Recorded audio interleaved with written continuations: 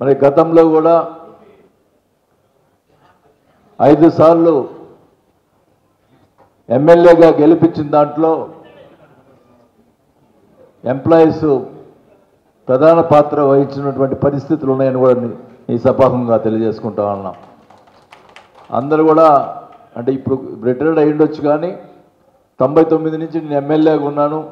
అప్పుడు ప్రతిసారి కూడా ప్రతి ఎలక్షన్లో నేను ఓడిపోయిన 2014లో కూడా పోస్టల్ బ్యాలెట్లో నాకు మెజార్టీ వచ్చిందని కూడా ఈ సభాముఖంగా తెలియజేసుకుంటా ఉన్నాం. మరి ఎప్పుడు కూడా ఎంప్లాయీస్ సంబంధించి ఎప్పుడు ఎవరు ఏది వచ్చినా కూడా ఫస్ట్ కమ్ బెస్ట్ అన్నట్టుగా ఎవరు వస్తే వాళ్ళకి ముందర ట్రాన్స్ఫర్ వస్తే నేను సంతకం పెట్టేవాడిని. నువ్వు ఏది కులం అనేది నువ్వు ఏంటి అనేది కూడా చూసేవాడిని కాదు. మనం ఎవరు వచ్చినా కూడా ఇబ్బందులు ఉన్న వాళ్ళని సాయం చేయాలనే ఉద్దేశంతో ఎంప్లాయీస్ ట్రాన్స్ఫర్లు కానీ అన్నీ కూడా ఎక్కడ కూడా అవినీతి లేకుండా చేశాను కూడా నేనైతే వెంకటేశ్వర స్వామిగా చెప్తున్నాను కూడా ఈ సభగా తెలియజేసుకుంటా ఉన్నాను. ఒకటైతే నేను మినిస్టర్గా ఉన్నప్పుడు,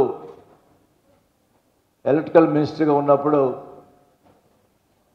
మాకు అప్పుడు శ్రీకాంత్ ఉండేవాడు సెక్రటరీగా.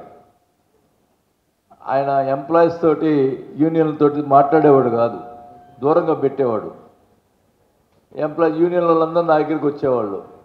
సార్ మీరు వస్తే నేరుగా మీ దగ్గరికి రాగలుగుతున్నాం, కానీ ఆయన దగ్గర పోవటం మా వల్ల కావటం లేదని చెప్పంటే నేను గొడవ చేసి 2 సార్లు యూనియన్ మీటింగ్ వాళ్ళందరితో కలిపి మీటింగ్ నేనే పెట్టించి శ్రీకాంత్ని కూడా పిలిపించి వాళ్ళ సమస్యలు తెలుసుకొని పరిష్కారం చేసేదానికి నా శాయశక్తి కృషి చేశాను.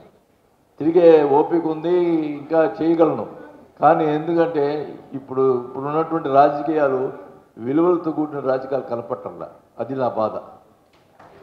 ఈ గతంలో నేను చూశాను, కానీ అప్పుడు విలువలు ఉన్నాయి రాజకీయాలు. ఎవరి మీద పోటీ చేసుకున్నా ఎవరి పార్టీ వాళ్ళు ఓట్లు అడుగుతారు, ఎవరి పార్టీకి వాళ్ళు ప్రజాస్వామ్యబద్ధంగా జరిగాయి. ఇప్పుడు అబద్ధాలు, నీచం, పేపర్లు అసలు ఎంత నీచంగా ఉన్నాయంటే చూస్తేనే అసమేస్తూ ఉంది. అంటే నేనేదో గొప్పవాడు, నేనేదో మంచివాడిని అని చెప్పడం కాదు, అట్లా అనిపిస్తూ ఉంది. ఈ విలువలు అనేది లేకుండా పోతూ ఉన్నాయి ఈ రాజకీయాల్లో అనేది కనిపిస్తూ ఉంది. హ్యాపీగా ఈ 5 సంవత్సరాల నుండి హ్యాపీగా మీతో పాటు మీ ఖచ్చితంగా కూడా రిటైర్డ్ ఎంప్లాయీస్కి మంచి బిల్డింగ్ ఒకటి మనం సైట్ తీసుకొని మంచి బిల్డింగ్ కట్టిస్తాం. ఈసారి ఎలక్షన్ ఇస్తే మీతో పాటు నేను కూడా వచ్చి కూర్చొని ఎంజాయ్ చేస్తానని కూడా తెలియజేసుకుంటా ఉన్నాం. మీ అందరూ కూడా మాట ఇస్తున్నాం.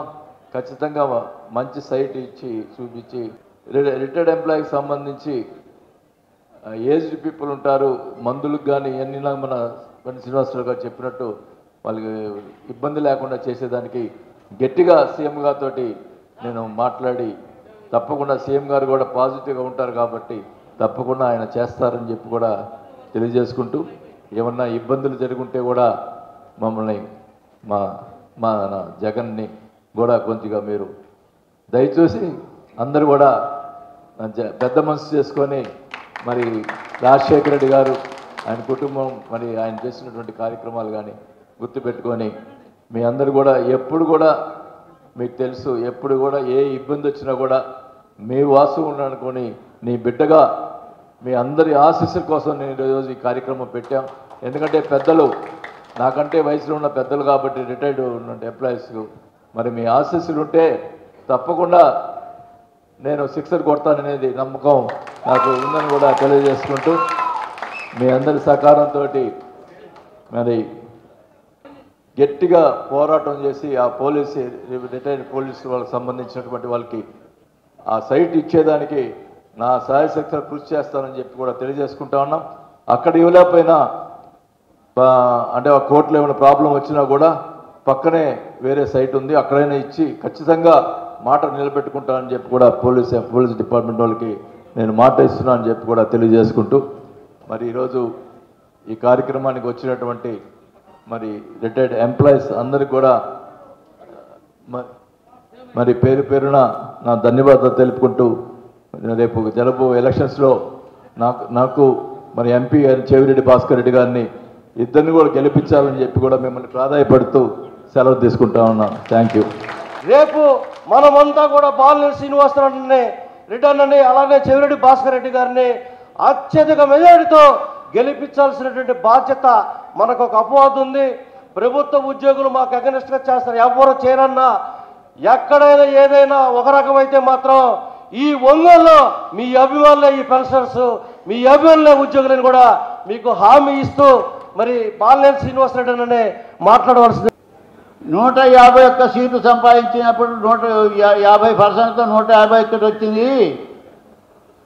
ఈరోజు 87%లో ఆ 37% కూడా తీసేసుకోండి కావాలంటే 80%లో వైసీపీ ప్రభుత్వం వచ్చి తీరుతుందని నా అంచనా. ఇది అవునా కాదో మీరు లెక్కేసుకొని కావాలంటే చూసుకోండి. అయితే అది ఎక్కువ రావడానికి ప్రయత్నం చేస్తాం, అది వేరే సంగతి.